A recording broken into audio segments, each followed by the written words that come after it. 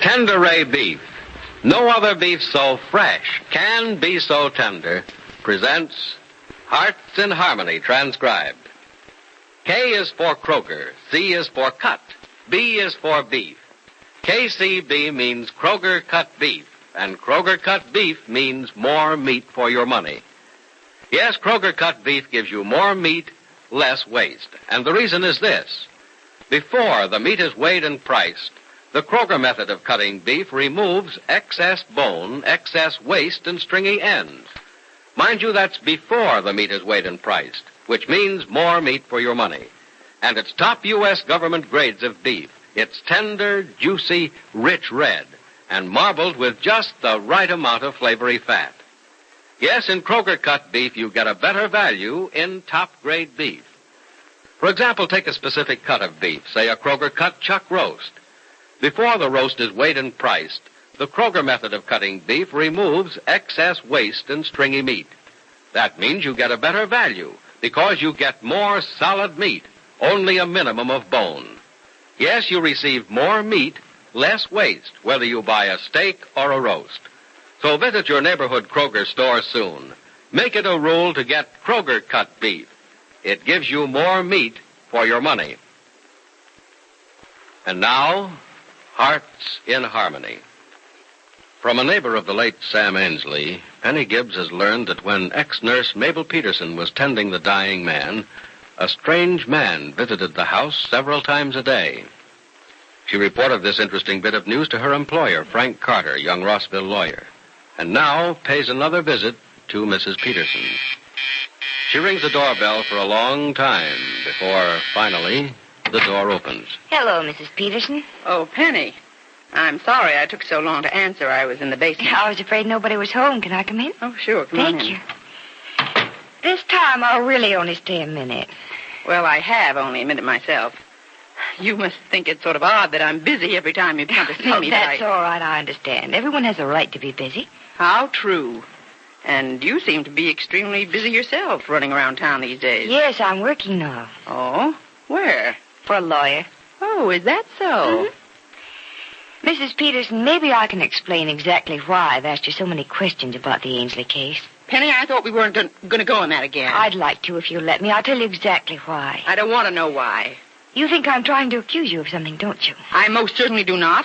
I just don't like to be asked questions that have no bearing on anything. Well, the questions I've asked you have a great deal of bearing on the Ansley case. Penny, why do you insist on referring to it as a case? Poor Mr. Ansley died 5 years ago. And left $10,000 to the Laravel Research Company. And not 1 cent to his wife.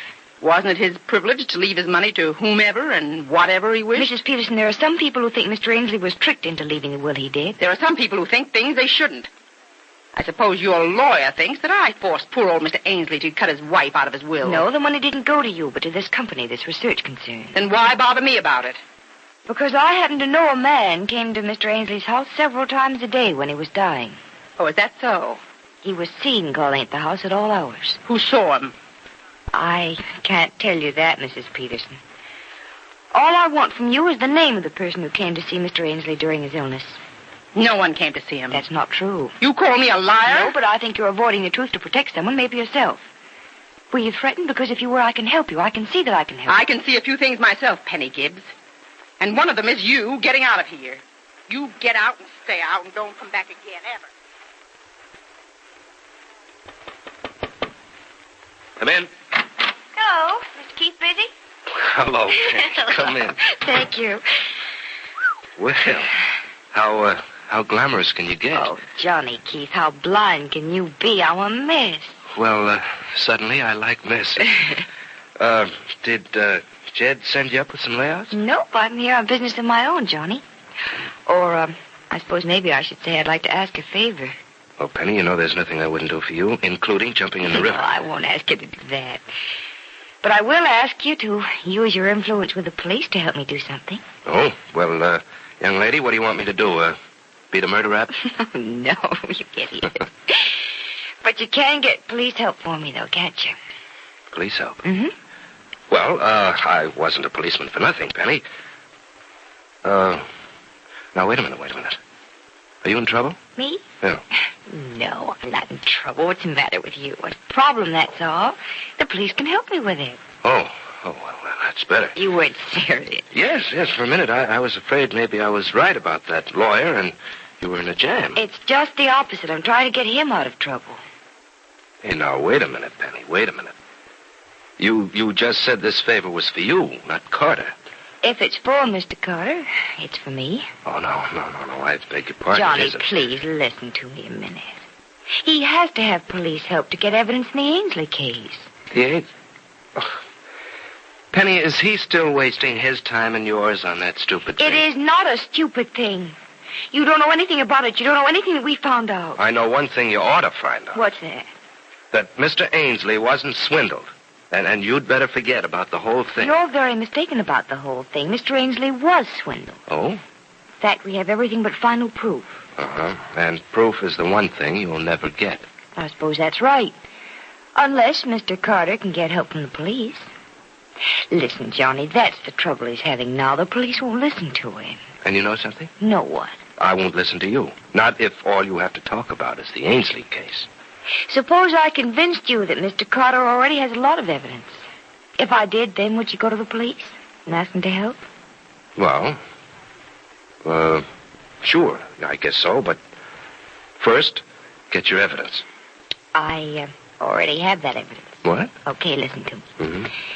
First, the company that Mr. Ansley left his money to ceased to exist 6 months after he died. Ceased to exist? Well, so what? So, it could have been a firm in name only. Designed for the sole purpose of swindling old and dying people, couldn't it? Well, I guess so. You guess so, but listen to me. I found out from a neighbor of the Ainsleys that a strange man came to call on him several times a day the month before he died. And he never once came after he died. Well, so what? So I asked Mrs. Peterson, Mr. Ainsley's nurse, who the man was. She denied that anyone had come to see him at any time. Well, Well, what? Well, it certainly is funny. Funny? Well, don't you see what we've learned? Well... Don't you think about it? Now, wait a minute. Let me think. Well, all right, go ahead. Well, you've learned that either Mrs. Peterson is lying or Ainsley's neighbors were saying things, that's all. You're finally catching on. Listen now. Mr. Carter found out the name of the man who headed the research company when it got Mr. Ainsley's money. Got that? Yeah. But the man's disappeared. Oh. Well, with his company, huh? With his company, huh? He's probably using another name as head of another company doing the same thing. And I'll tell you something in secret. Only you have to promise to keep it a secret. Well, okay. Mrs. Peterson used to be a nurse, but, she lost her license a long time ago. Oh, did she? Yes, she did. Now do you see how the pieces begin to fit? It's very possible that Mrs. Peterson was blackmailed into taking care of Mr. Ainsley by a man named Wilson. Did I hear you right? You heard me. Blackmailed is just what I said. Huh? That's why Mrs. Peterson would lie about a man coming to see Mr. Ainsley so many times before he died. She was told to be quiet about it, or else. You know what? Know what? You and Carter seem to have more information in the encyclopedia. And it makes sense, too. It does to me, anyhow. Well, it's all theory so far. We need proof. We have to make Mrs. Peterson try and contact this Mr. Wilson. That's where we need the police. To do what? Mr. Carter wants the police to tap Mrs. Peterson's telephone wires. Oh, now, wait a minute. You think she's foolish enough to talk to him over the phone? Yes, if she's worried enough, and I've done everything I can to worry her. I've even told her that the will is being reinvestigated. A little while ago, she was so angry and wrought up about it, she ordered me out of the house. Well, she wouldn't get excited if she wasn't guilty of something, would she? No, I shouldn't think so. Johnny, can you go to the police and ask them to help Mr. Carter? Well, I'll do everything I can, Penny. I'll go straight to Captain Harlow. And if he can't do anything, he'll put in a good word for me with the chief. And I'll get to try my luck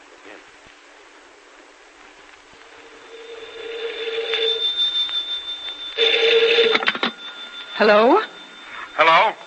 Someone on this number trying to get in touch with Robert Wilson? Yes, I am.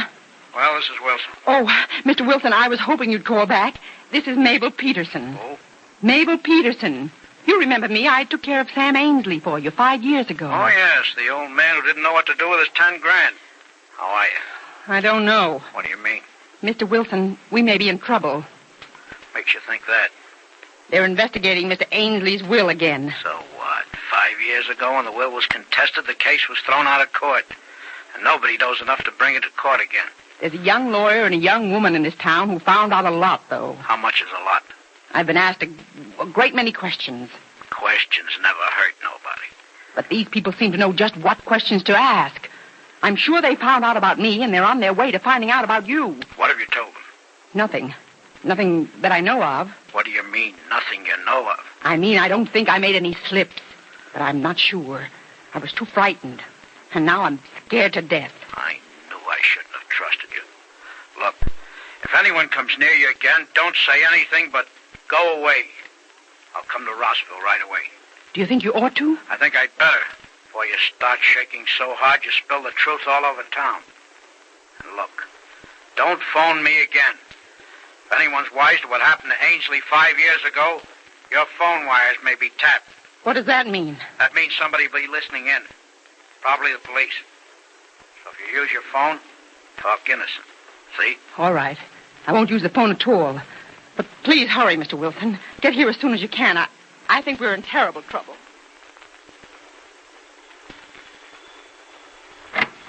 Hello, Penny. Hello, Johnny. Come on in. Thanks. Well, you're all smiles. Good news, hmm? Best I can bring. Captain Harlow said yes. He not only said yes, but he phoned your friend Carter and had a long talk with him about the case.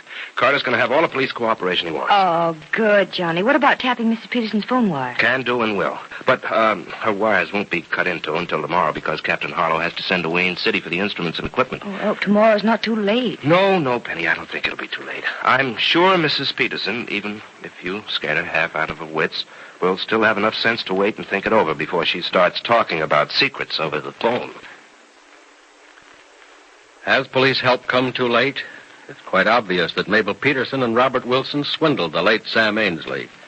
But will Penny Gibbs and Frank Carter ever be able to prove it and recover the destitute widow Ainsley's money?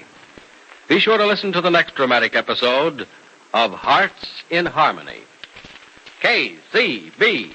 KCB. KCB means Kroger cut beef, and Kroger cut beef means more meat for your money. That's right. Kroger cut beef gives you more meat, less waste. Because before the meat is weighed and priced, the Kroger method of cutting beef removes excess bone, excess waste, and stringy ends. For example, if porterhouse steak is your favorite, you'll find that at Kroger's you don't pay steak price for stringy ends and waste. The Kroger method of cutting beef removes the long, stringy end and excess waste before the steak is weighed and priced. But see for yourself by visiting your Kroger store. Notice that you get more meat, less waste, and it's top U.S. government grades of beef. Beef that's tender, juicy, rich red, and marbled with just the right amount of flavory fat. Remember, whether you buy a steak or roast, Kroger cut beef gives you more meat for your money. Yes, everybody's happy when you go to your neighborhood Kroger store for Kroger cut beef. Your family loves the deliciousness, the juicy flavor of Kroger beef. You love the way it cooks up so perfectly. And your pocketbook loves the fact that Kroger cut beef gives you more meat for your money. Get some without delay. Make it a rule to get Kroger cut beef and get more meat, less waste at your neighborhood Kroger store. Be sure to listen tomorrow, same time, same station, for another absorbing transcribed chapter of Hearts in Harmony.